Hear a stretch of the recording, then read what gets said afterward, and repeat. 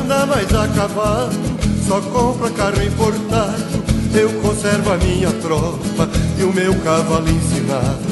O fazendeiro moderno só me chama de quadrado. Namoramos a mesma moça, vejam só o resultado.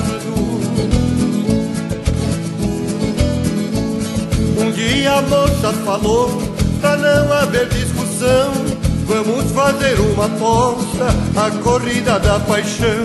Granfino corre no carro, você no seu alazão.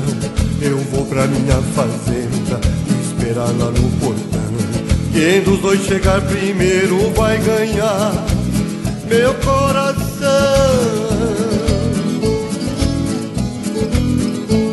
Ele calibrou os pneus, apertou bem as goelas.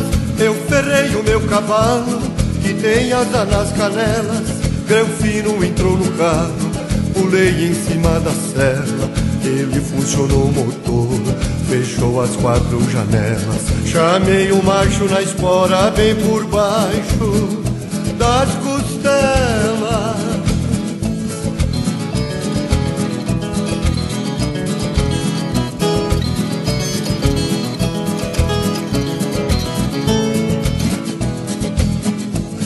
Eu entrei pelos atalhos, pulando cerca e bengala. Quando terminou o asfalto, ele entrou numa esparrela, numa estrada boiadeira, toda cheia de cancela. Cheguei no portão primeiro, dei um beijo na donzela. Quando o Granfino chegou, eu já estava nos braços dela.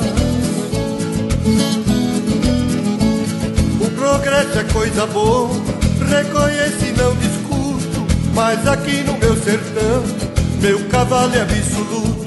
Foi Deus e a natureza que criou esse produto. Essa vitória foi minha e do meu cavalo enxuto. A menina hoje vive nos braços deste matuto.